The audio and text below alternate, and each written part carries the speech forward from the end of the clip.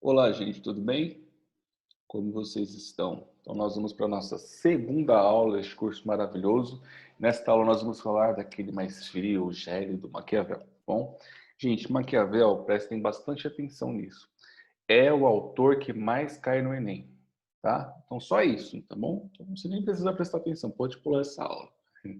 Mas, também, para quem não for prestar, como eu digo para vocês, né?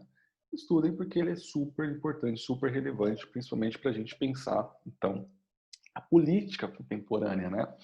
Para você entender a política atual, você tem que entender Maquiavel. Se você não entende nada, você fica boiando, entendeu? Para você entender a política contemporânea, você precisa entender a teoria maquiavélica, tá bom? Então aqui nós temos uma frase que sintetiza tudo: os fins justificam os meios, tá bom? Então, como eu disse para vocês, né? Maquiavel vai ser o tema de nossa aula. É um italiano, nascido na época do Renascimento, tá? Então, lembrando, né, o que foi o Renascimento? A gente tem um período de aumento das trocas comerciais, né, rotas comerciais que iam até China, Índia, etc., passavam pelas cidades italianas. Essas trocas materiais, as trocas, isso é uma coisa que vale para vocês pensarem em outras áreas do conhecimento e outras, né, por exemplo, pensar momentos da história. As trocas comerciais nunca são somente trocas comerciais, também são trocas de saberes, também são trocas de conhecimento. Então, essa região italiana, ela vivia uma efervescência, né? Como pode dizer, um terremoto de conhecimento, tá bom? Então, o Renascimento você tem como características, né? Antropocentrismo. O que é antropocentrismo, professor? Você está me xingando? Não, antropocentrismo, né, é o homem no centro das coisas, no centro, então, do universo, vamos colocar assim. Então, você tinha o teocentrismo, a ideia de Deus como centro. Agora, o homem, né, ele vai ganhar esse destaque, tá bom?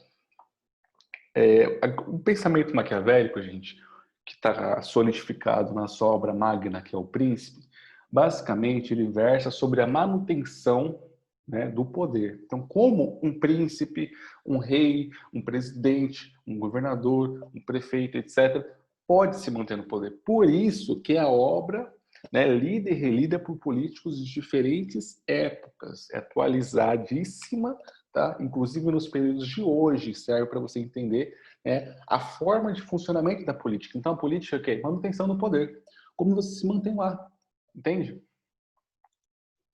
Então, lembra da nossa aula anterior, a gente falou de Aristóteles, tá?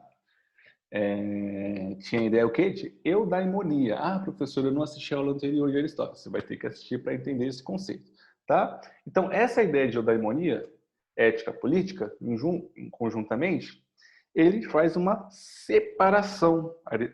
Maquiavel vai falar o seguinte: uma coisa é a ética, outra coisa é a política. Ética tem essa visão buscando o bem comum. A política tem como objetivo a manutenção do poder. Tá? Então você tem uma cisão, você tem uma espécie aqui, então, de revolução na forma de olhar.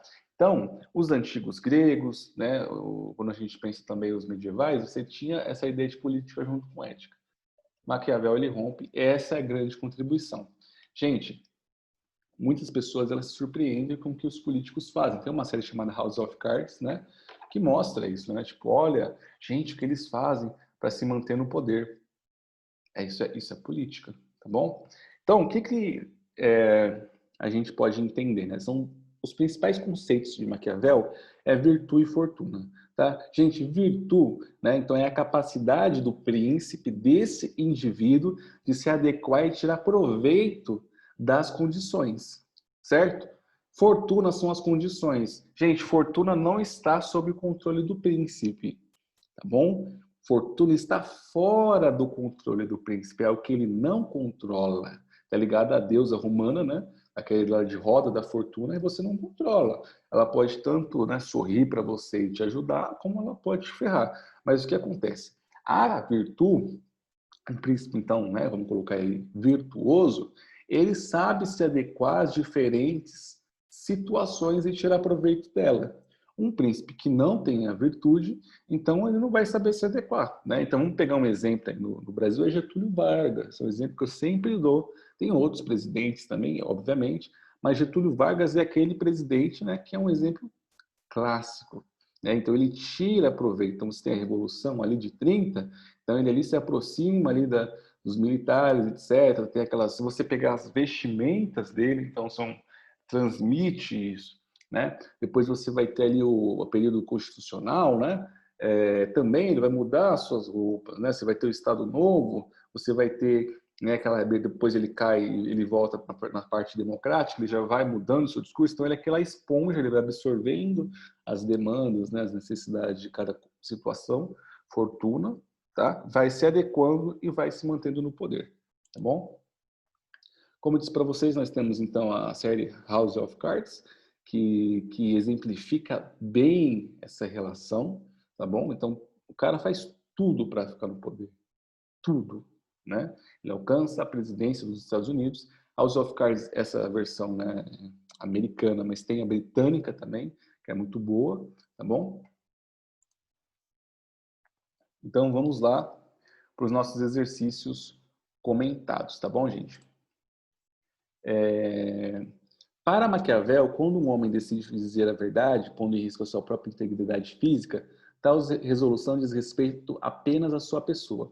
Mas se esse mesmo homem é um chefe de Estado, os critérios pessoais não são mais adequados para decidir sobre as ações cujas consequências se tornam tão amplas, já que o prejuízo não será apenas individual, mas coletivo. Nesse caso, conforme as circunstâncias, os fins a serem atingidos podem se decidir que o melhor para o bem comum seja mentir, tá bom? O texto aponta para uma inovação na teoria política na época moderna, expressa na distinção entre a idealidade e a efetividade da moral, tá bom? Então, o certo é tá bom? Então, você tem a idealidade, o que é ideal, e o que é efetivo. Então, se for preciso mentir, você mente, tá?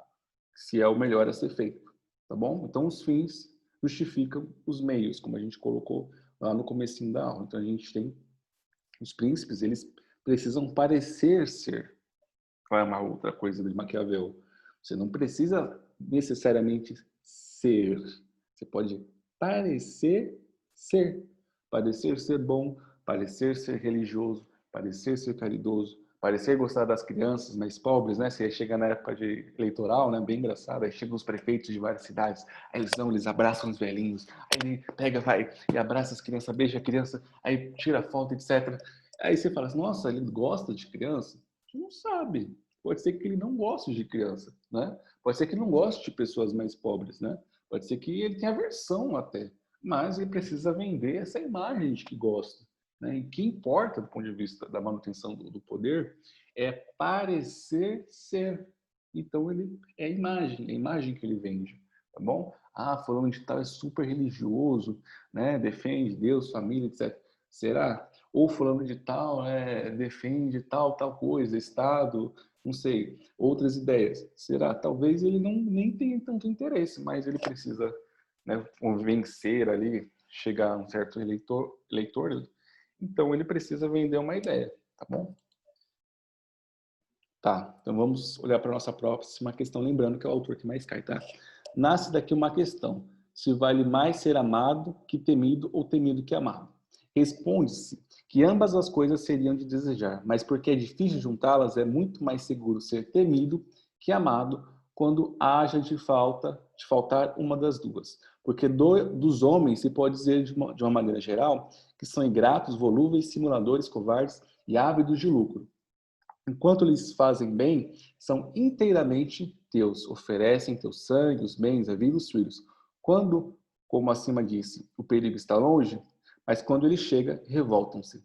A partir da análise, gente, desculpem aqui, mudo a página, tá? A partir da análise histórica do comportamento humano e suas relações sociais e políticas, Maquiavel define o homem como um ser, vamos ver, né? Munido de virtude. Gente, aqui você tem uma antropologia de Maquiavel. É uma coisa que eu gostaria de chamar muito atenção para vocês entenderem, os autores, é que existe uma noção de antropologia em cada um deles. Existe uma noção do que é o homem ou a mulher, né? A natureza humana. Essa discussão sobre a natureza humana, gente, ela está em várias áreas do conhecimento, não só na sociologia, filosofia, né? Medicina discute natureza humana, psicologia discute o que é natureza humana. Então, será que o homem é bom? Será que ele é naturalmente bom? Será que é naturalmente mal? Será que depende dos meios? Então, Maquiavel, ele entende o homem como um ser egoísta que busca somente seu interesse. Se você olhar Adam Smith, é a mesma coisa. Se você pega Marx, na teoria marxiana, tá, de Marx, por exemplo, se tem a ideia de que não, que no limite os homens são bons. Por isso que ele pensa, né, nesse mundo, né, onde todos podem viver de uma espécie de igualdade, né? Porque se acredita nessa bondade humana, tá? Se você for pegar Rousseau, né, o homem nasce bom, né, o meio corrompe. A gente vai ver eles daqui a pouco, né, nas próximas aulas. Se a gente for pegar Hobbes, o homem é mau. Se a gente for pegar Locke, os meios, né? Então, você precisa também entender o conceito antropológico do autor, né? Como aquele autor enxerga os homens, as mulheres. São bons, são maus? Depende do meio. Então, é importante que você faça essa ligação para entender as ideias deles, por que eles defendem determinadas coisas. Então, não faz sentido, tá bom? Até para você mesmo saber, né, o que defender, né? Muita gente pode simplesmente, eu acho como é bom, mal, etc. Com base nisso, você vai saber mais ou menos construir as suas próprias ideias, suas próprias crenças, tá bom? Então, gente, no caso, é assim, tá bom? Então, é um ser egoísta, imprevisível, movido para suas próprias ações, tá bom? Você que está me assistindo aí, grave isso, tá bom? É muito importante. Tá bom, gente? Deixa eu ver aqui. Deixa eu voltar. Ó, eu vou colocar aqui a de 2010, polia de 2012, tá? Depois vocês vão ter acesso a esse material, vocês podem ver novamente. Vamos lá de 2010, tem muitas questões, tá? O príncipe, portanto, não deve se incomodar com a reputação de cruel, se seu propósito é manter o povo unido e leal. Outra coisa, é importante ser temido, mas você não pode ser odiado, tá bom? De fato, com uns poucos exemplos duros, poderá ser mais clemente do que outros que, por muita piedade, permitem os distúrbios que levam ao assassinato e ao roubo. Aí lá, no século XVI, Maquiavel escreveu O Príncipe, reflexão sobre a monarquia e a função do governante. A manutenção da ordem social, segundo esse autor, é... Então, você tem que ter, né? Bom, vamos lá. Inércia do julgamento de crimes polêmicos? Não, você não pode ficar inerte, senão você pode criar revolta, né? B, bondade em relação aos comportamentos dos mercenários? Não, tem que ter bondade, você tem que ser duro, inclusive com mercenários, né? Compaixão contra a condenação de transgressões religiosas? Não, tem que ser duro para evitar revoltas, né? Neutralidade diante da condenação dos servos? Não tem que ser neutro. Então, o que acontece? Você tem que ter uma conveniência entre um poder tirânico e a moral do príncipe, né? A ideia de que você precisa ser duro, né? Quando precisa ser duro. Se você for mole ou for tido como um rei muito mole, isso não vai ser bom para a sua imagem, tá bom? Gente, a obra, né, O Príncipe, tem outras obras, mas O Príncipe é um livro curto que você consegue, de forma sucinta, entender, né, as ideias maquiavélicas. Não é um livro pesado, vale a pena ler, tá? Tem muita coisa lá. Por exemplo, a Maquiavel ele fala, inclusive, a respeito do preparo do príncipe para a guerra, né? O príncipe, o governante, ele não pode esperar ter uma guerra para preparar suas tropas, para conhecer o relevo, a geografia da sua região. Isso nos ajuda a pensar, gente, não só se você, professor, eu não quero ser político. A gente, a vida é política. E, além disso, Maquiavel tem conceitos para a gente aplicar na nossa própria vida, certo? Por exemplo, quando a gente pega essa ideia de preparo para a guerra, é interessante que nós nos preparemos para situações ruins. Se você esperar a situação ruim, né? Por exemplo, a gente teve essa questão, né, coronavírus, etc. Muitas pessoas foram pegas, né, de calças curtas, né, desprevenidas. Mas muitas pessoas estavam com algumas reservas de dinheiro, estavam já se preparando para momentos ruins. As pessoas que não se prepararam, elas sofreram mais, né? As pessoas que já tinham certas reservas, uma certa precaução, elas já estavam mais preparadas. Então, é uma coisa que a gente pode pensar e levar para a nossa própria vida. Se a gente se prepara para momentos ruins, para guerras, né, vamos colocar assim, né, seja juntando dinheiro, se preparando psicologicamente, entendendo que a gente vai ter momentos da vida que a gente vai perder, a gente não vai só ganhar, momentos da vida que a gente vai perder, mas a gente pode recuperar, enfim. Se você se prepara, você vai sair mais forte. Você tende a ter, né, uma manutenção aí, uma estabilidade, tá bom? Então essa foi a nossa aula, gente. Muito obrigado e até a próxima. Tchau, tchau.